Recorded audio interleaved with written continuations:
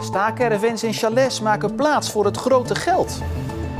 Het is donderdag 8 oktober. Dit is Zeeland Nu.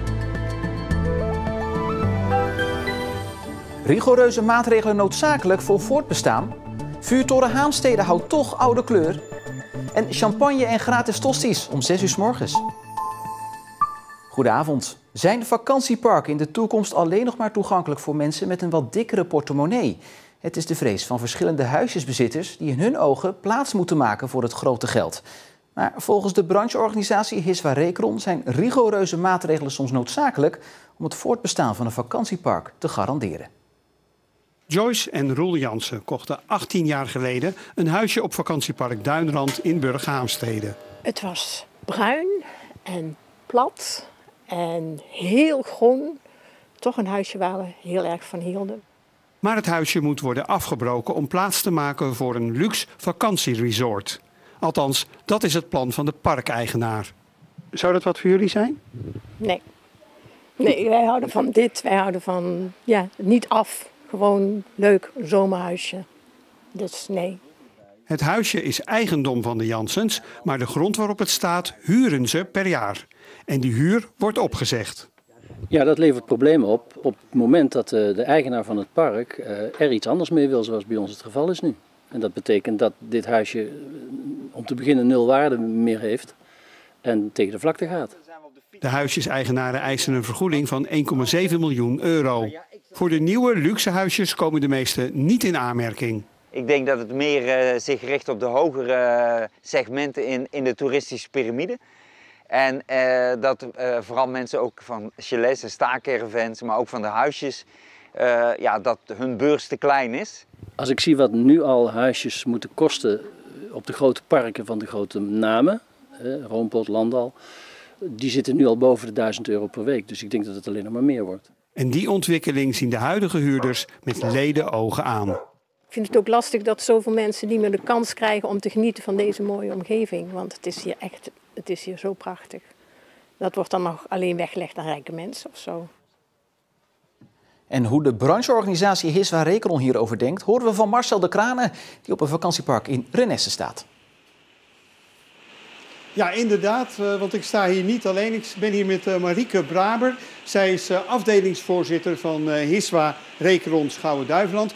Mevrouw Braber, we zagen net in de reportage een aantal mensen, die staan al jaren op een vakantiepark, moeten daar nu van af. En zij vinden dat onrechtvaardig. Hebben zij een punt? Ja, ik snap het gevoel van deze mensen zeker. Als je daar al jaren staat en de fotoboeken gevuld hebt, dan is dat zeker erg vervelend. En dat begrijpen we ook. Alleen soms heb je als ondernemer rigoureuze stappen te maken. Je hebt ook te maken met regelgeving. Binnen de kustvisie moet je daaraan voldoen. Er mag maar 13% als je gaat renoveren voldoen aan of bebouwd worden recreatief. En ook de lasten de laatste jaren worden veel zwaarder en steeds hoger ook voor ondernemers. En denk dan aan een toeristenbelasting, ook voor de gast. Maar ook per euro is er een 30 cent wat we afdragen aan overheid en andere instanties. Het is dus soms noodzakelijk, zegt u, om te overleven als ondernemer. Maar zijn vakantieparken in de toekomst nog wel betaalbaar voor de gewone man? Ja, daar gaan we zeker houden daar rekening mee binnen de differentiatie die we aanbieden op Schouwen-Duiveland. En dat is ook een samenwerking met gemeenten waarin we dat zeker na blijven streven. Want Schouwen-Duiveland moet voor iedereen toegankelijk blijven. Mevrouw Braber, hartelijk dank. Nou, je ziet dus inderdaad een ontwikkeling naar een duurder segment van toerisme. Aan de andere kant, Hiswa Recron zegt ook hier, ja, het moet voor iedereen betaalbaar blijven. We streven naar differentiatie, variatie voor iedereen.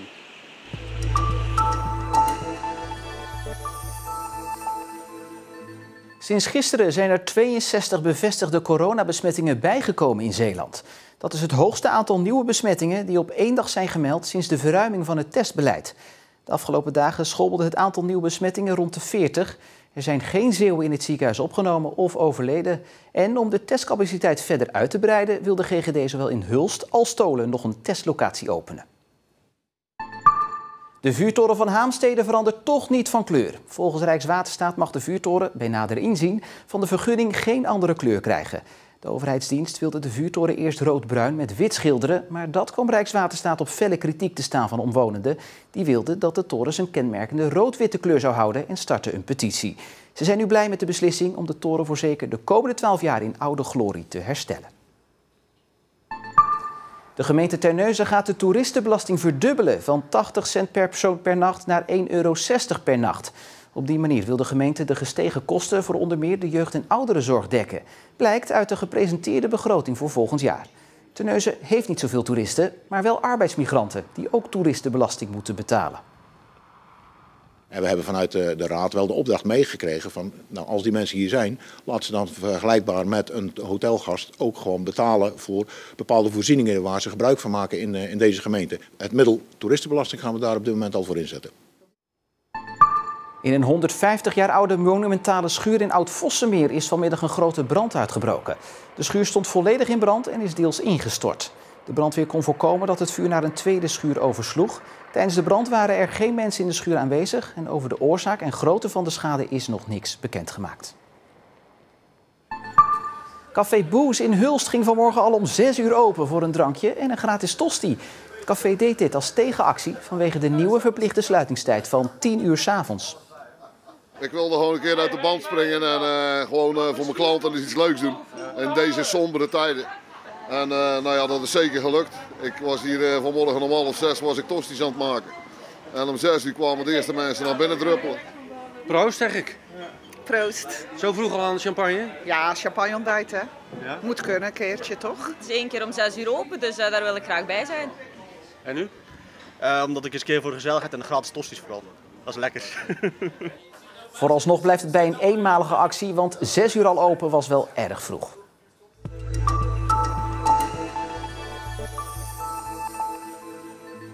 Nog zonder diploma en in tijden van corona durven deze 2 jonge mannen toch hun droom na te jagen.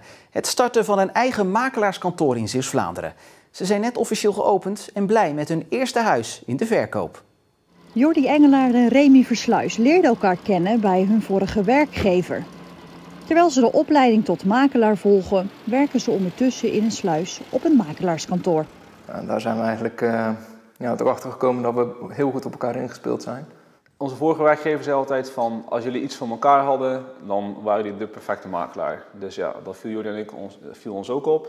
Jordi is wat administratiever aangelegd, dus het maken van koopovereenkomsten, dat het juridisch goed in elkaar zit, de boekhouding, et cetera meer.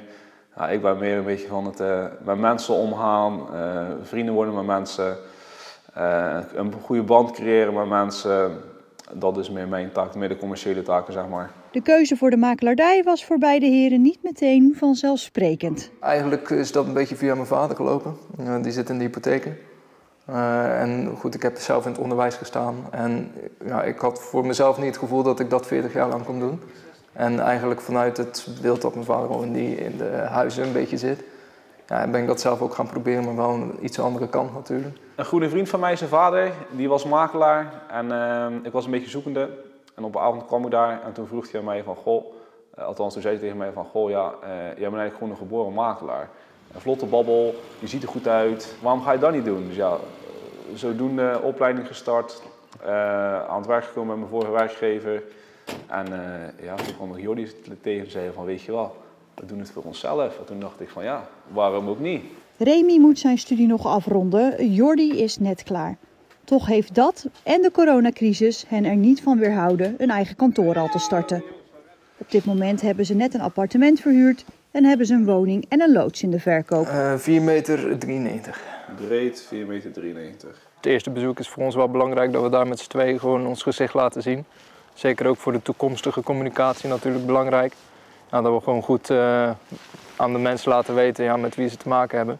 Zodat als ik of Remy bel, dat ze dan weten wie ze aan de lijn hebben. En dat ze in ieder geval het gezichtje erbij kennen. De eerste stappen zijn gezet. Nu is het zoeken naar nieuwe verkopers. En natuurlijk kopers voor dit huis.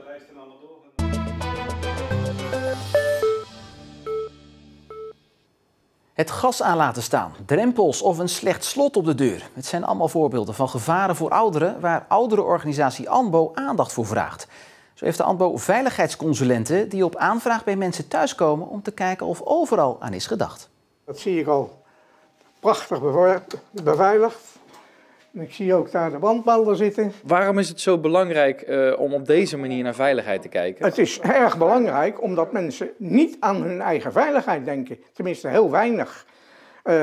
En in dat opzicht willen we de mensen opmerkzaam maken van denk aan uw eigen veiligheid en niet anderen moeten dat doen, maar u moet zelf uw huis beveiligen. En dat is heel simpel. Het is hier geweldig beveiligd. Ook dit slot is ook prima. Dat is ook heel erg goed. Hoe staat het huis voor meneer in Den Bosch ervoor? Ja, ik zou bijna zeggen dat meneer Van der Bos een bevestiging wilde dat hij het zo goed beveiligd heeft. Want hij heeft het huis inderdaad perfect beveiligd. En daar was ik erg gelukkig mee. Was elk huis maar zo. Vindt u het fijn om te merken dat u het zo goed op orde hebt? Of had u eigenlijk wel een verbeterpuntje willen hebben? Nou, dat gelukkig niet. Als je verbeterpuntjes, dan heb je toch ergens gefaald. Ik ben er zelf nogal alert op die dingen. Dus gelukkig dat allemaal goedgekeurd is. Zelfs die deur is beveiligd, zie ik. Het is zelfs zo dat u voor de AMBO u ook heeft aangemeld om dit soort veiligheidschecks te gaan doen. Dan weet u in ieder geval dat u het thuis op orde heeft. En ja, mensen kunnen u dus over de vloer krijgen als ze dat willen. Als ze dat willen, dan kom ik graag langs. En dan kunnen we het hele aspect uitgebreid toelichten en voorlichten bij de mensen. Ja. En aangeschoven is Niels Schuurbiers. Niels, naast veiligheid in en om het huis vraagt de AMBO ook aandacht voor digitale veiligheid. Wat voor tips hebben ze daarvoor? Om bijvoorbeeld nooit geld over te maken als iemand daar zomaar ineens om vraagt. Het komt bijvoorbeeld steeds vaker voor dat via WhatsApp mensen om geld vragen en zich dan voordoen als bijvoorbeeld je zoon of je dochter. En hun tip is, leg eerst even contact met die persoon via het bekende telefoonnummer wat je van hem hebt. Stel een vraag waarop alleen die persoon het antwoord kan weten. Bijvoorbeeld, waar ben je voor het laatst op vakantie geweest voor je geld overmaakt. Ja, wat is nou eigenlijk precies die directe aanleiding dat de AMBO aandacht vraagt voor deze digitale veiligheid? Omdat het een groeiend probleem is. Het afgelopen jaar is de schade die mensen hierdoor geleden hebben verdrievoudigd. En ja, onze wereld wordt ook gewoon steeds digitaler. Wordt dus gevraagd om alertheid. En hoe belangrijk dat is kun je het beste in een goede metafoor samenvatten. Als je computer slecht is beveiligd is het eigenlijk hetzelfde alsof je je voordeur open laat staan. Ga nooit in op de Lidl, de ING, de Rabobank of wat dan ook die je voor €500 vraagt om eventjes iets in te vullen. Ga daar nooit op in, want ze willen of uw adres of ze proberen in uw computer of telefoon te komen. Dus doe dat nooit. Het was een bewolkte, regenachtige en vooral winderige dag vandaag met aan zee soms windkracht 7. Vanavond trekt het buifront langzaam weg, draait de wind en neemt die gelukkig ook in kracht af. Morgen start het droog, tot in de middag dan toch, want dan neemt de kans op buien weer toe. En wat doe je als je ouders je niet meer voor je willen zorgen? Bijna stond Jimmy op straat en hoe dat precies zit zie je zo in Thuis in Zeeland. En hier zo woon ik dan. Ik zit hier iets langer dan een half jaar. Het heeft mij toch ook wel weer een stuk verder gebracht in het leven en nieuwe dingen ontdekt en dat soort dingen. Daar ben ik toch wel blij mee en dankbaar voor.